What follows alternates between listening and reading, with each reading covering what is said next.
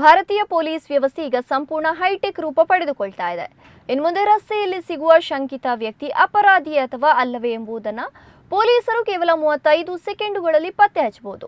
ಹೌದು, ದೇಶಾದ್ಯಂತ ಇರುವ 1.3 ಕೋಟಿಗೂ ಹೆಚ್ಚು ಅಪರಾಧಿಗಳ ಬೆರಳಚ್ಚು ಡೇಟಾಬೇಸ್ ಅನ್ನು ಪೊಲೀಸರ ಸ್ಮಾರ್ಟ್ಫೋನ್ಗೆ ತಂದುಕೊಡುವ ಅತ್ಯಾಧುನಿಕ ಅಭಿಜ್ಞಾನ್ ಆ್ಯಪ್ ಅನ್ನು ಕೇಂದ್ರ ಸರ್ಕಾರ ಬಿಡುಗಡೆ ಮಾಡಿದೆ. ರಸ್ತೆ ಬದಿಯಲ್ಲಿ ಶಂಕಿತರ ಹಿನ್ನೆಲೆಯನ್ನು ಜಾಲಾಡಬಲ್ಲ ಈ ತಂತ್ರಜ್ಞಾನ ತನಿಖಾ ಸಂಸ್ಥೆಗಳ ಪಾಲಿಗೆ ಹೊಸ ಬ್ರಹ್ಮಾಸ್ತ್ರವಾಗಿ ಹೊರಹೊಮ್ಮಿದೆ. ರಾಷ್ಟ್ರೀಯ ಅಪರಾಧ ದಾಖಲೆಗಳ ಬ್ಯೂರೋ ಎನ್ಸಿಆರ್ಬಿ ಅಭಿವೃದ್ಧಿಪಡಿಸಿರುವ ಅತ್ಯಾಧುನಿಕ ಅಭಿಜ್ಞಾನ್ ಮೊಬೈಲ್ ಅಪ್ಲಿಕೇಶನ್ ಅನ್ನು ಕೇಂದ್ರ ಗೃಹ ಸಚಿವ ಅಮಿತ್ ಶಾ ಲೋಕಾರ್ಪಣೆಗೊಳಿಸಿದ್ದಾರೆ. ದೆಹಲಿಯಲ್ಲಿ ನಡೆದ 26ನೇ ಅಖಿಲ ಭಾರತ ಬೆರಳಚ್ಚು ಸಮ್ಮೇಳನದಲ್ಲಿ ಈ ಅಪ್ಲಿಕೇಶನ್ ಲೋಕಾರ್ಪಣೆಗೊಳಿಸಲಾಯಿತು. ಇದು ಪೊಲೀಸರು ಮತ್ತು ತನಿಖಾ ಸಂಸ್ಥೆಗಳಿಗಾಗಿ ಸಿದ್ಧಪಡಿಸಲಾದ ವಿಶೇಷ ಮೊಬೈಲ್ ಆ್ಯಪ್ ಆಗಿದೆ.